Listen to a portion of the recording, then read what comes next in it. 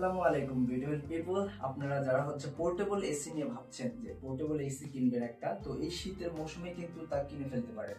কারণ এই শীতের মধ্যে যে পোর্টেবল এসি গুলার দাম এগুলো কিন্তু অনেকাংশে কমে যায়। আর গরমের দিন যখন আসবে তখন এই সেম পোর্টেবল এসি গুলো আপনার অনেক হাই রেঞ্জে কিনতে হয়। তো পোর্টেবল এসি আপনার জন্য ভালো হবে কি মন্দ হবে, এই জন্য আজকের এই ভিডিওটি। মূলত আপনারা যদি এই ভিডিওটি আজকে আপনারা দেখেন, দেখার পর আর কখনোই ভাবতে হবে না বা অন্য কোনো ভিডিও দেখতে হবে না যে পোর্টেবল এসি আপনার জন্য কেনা ঠিক হবে কি ঠিক হবে না। তো পোর্টেবল এসি কেনার জন্য আপনার প্রথমত তিনটা জিনিস মাথায় অবশ্যই রাখতে হবে। ফার্স্ট, আপনার রুমের সাইজ। দ্বিতীয়ত হচ্ছে যে আপনার রুমের সাইজের সাথে সাথে আপনার রুমটা কোথায়, টপ ফ্লোরে নাকি মিডল ফ্লোরে নাকি ফার্স্ট ফ্লোরে। চতুর্থ যে বিষয়টি আপনার মাথায় রাখতে হবে সেটা হচ্ছে বিদ্যুৎ বিল। এই তিনটা বিষয় যদি আপনি মাথায় রাখেন তাহলে পোর্টেবল এসি আপনার জন্য কিনা ঠিক হবে কি না হবে সেটা আপনি বুঝতে পারবেন নিজে থেকেই। তো ফার্স্ট যেটা বললাম, আপনার রুমের সাইজ। পোর্টেবল এসি সাধারণত আপনার 100 থেকে 120 স্কোয়ার ফিট যদি আপনার রুমের সাইজ হয় তাহলে খুবই সুন্দরভাবে এটা আপনার রুমটা ঠান্ডা করবে। কারণ আমি মূলত বিগত 1 বছর ধরে এই পোর্টেবল এসি ব্যবহার করেছি। এটা হচ্ছে হট অ্যান্ড কুল।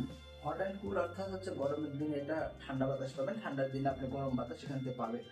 তো যে বিষয়টা আপনার মনে রাখতে হবে সেটা হচ্ছে আপনার রুমটা টপ ফ্লোর কি মিডল ফ্লোরে। আমি এই এসি যখন চালিয়েছিলাম মোটামুটি টপ ফ্লোরে একটা রুমে চালাইছি, একটা মোটামুটি 6 মাস ধরে গরমের টাইমে চালাইছি। তো সেখানে আমি দেখতে পাচ্ছি যে টপ ফ্লোরে হওয়ার কারণে রুমের তাপমাত্রা মোটামুটি 35 ডিগ্রি যদি থাকে তাহলে সেখান থেকে 7 ডিগ্রি 8 ডিগ্রি পর্যন্ত এটা ডিক্রিজ করতে পারে। মোটামুটি আপনার ভালো হবে, সহনশীল তাপমাত্রা থাকবে। কিন্তু মনে রাখতে হবে রুমের সাইজ অবশ্যই যেন 100 থেকে 120 স্কোয়ার ফিট হয়। আর যদি মিডিলে হয় আপনার রুম, আপনার বিল্ডিং এর মিডিলে অথবা ফার্স্ট ফ্লোরে হয় তাহলে আপনার রুম খুবই সুন্দরভাবে ঠান্ডা হবে। আমি মূলত মিডিয়ার এই এসিটা ব্যবহার করেছি গত 1 বছর ধরে।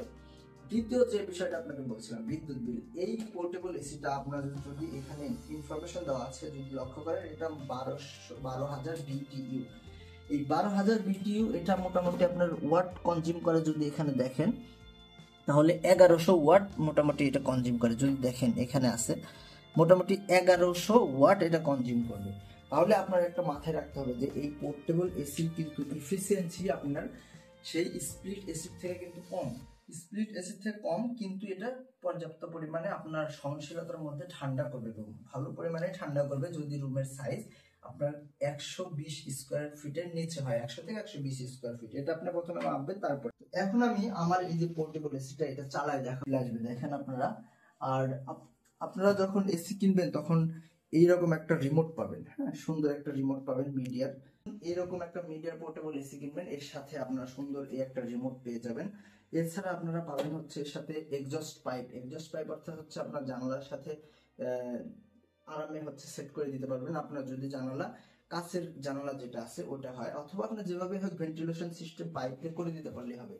তো এই রিমোটের মধ্যে আপনারা যদি লক্ষ্য করেন তাহলে দেখতে পারবেন যে এখানে অটো মোড আছে, কুল মোড আছে, ড্রাই মোড আছে, হিট মোড আছে, অর্থাৎ অনেকগুলো ফাংশন আপনি এটা নিয়ে ব্যবহার করতে পারবেন। তো আমি চালাই দেখাবো। প্রথমে হচ্ছে আমার এসির লাইনটা দিছি, আমি যদি হচ্ছে রিমোটে প্রেস করি তাহলে দেখেন এসিটা কিন্তু চালু হয়ে গেছে। তো আপনাদের বোঝাবো যে হচ্ছে এই এসিতে আসলে তাপমাত্রা কতটা নিচে নামা যায়। আসলে আপনারা দেখতে পাবেন এখানে যদি ক্যামেরাটা এখানে দেখেন প্রচুর পরিমাণে বাতাস আপনারা দেখতে পাবেন। এটা কিন্তু প্রচুর পরিমাণে বাতাস এবং 17 ডিগ্রি সেলসিয়াস তাপমাত্রা আপনার কমাতে সক্ষম। কিন্তু এখানে 17 ডিগ্রি দেখালেও আপনারা কিন্তু 17 ডিগ্রি পাবেন না। আপনার রুমের টেম্পারেচার ডিপেন্ড করবে হচ্ছে বাইরের ওয়েদারের হিসেবে। দেখেন কম্প্রেসার কিন্তু চালু হয়ে গেছে এসি, প্রচুর পরিমাণে ঠান্ডা বাতাস। এখন যদি শীতকাল, এই শীতের সময় কিন্তু এই পোর্টেবল এসি গুলোর দাম অনেক কমে যায়, অনেক কমে যায়। তো এখন দেখুন এটা প্রচুর পরিমাণে ঠান্ডা বাতাস বের হচ্ছে। আর এই যে এখান থেকে ঠান্ডা বাতাস বের হচ্ছে, এর ভিতরে একটা কম্প্রেসার আছে। এই কম্প্রেসারের গরম বাতাস আপনারা যদি একটু দেখায়, এখানে যদি আপনাদের দেখাই, এই যে পিছনে দেখেন প্রচুর পরিমাণে বাতাস আপনারা দেখতে পাচ্ছেন কিনা যদি দেখাই আমি, দেখেন প্রচুর পরিমাণে এখান থেকে গরম বাতাস বের হচ্ছে বা ঠান্ডা বাতাস উপর দিয়ে বের হচ্ছে। যদি আমি এটা স্প্লিট করি, এই দেখেন বিভিন্ন ফাংশন আছে, স্লিপ মোড, ফ্যান মোড। এছাড়া এই ফাংশন গুলো আপনারা যখন কিনবেন আরামে বুঝতে পারবেন। তো এখন সিদ্ধান্ত আপনারা। সকল প্রশ্নের উত্তর হয়তো একটা ভিডিওতে দেওয়া সম্ভব না। এছাড়া যদি আপনার কোনো স্পেসিফিক প্রশ্ন হয় তাহলে কমেন্ট বক্সে অবশ্যই বলবেন।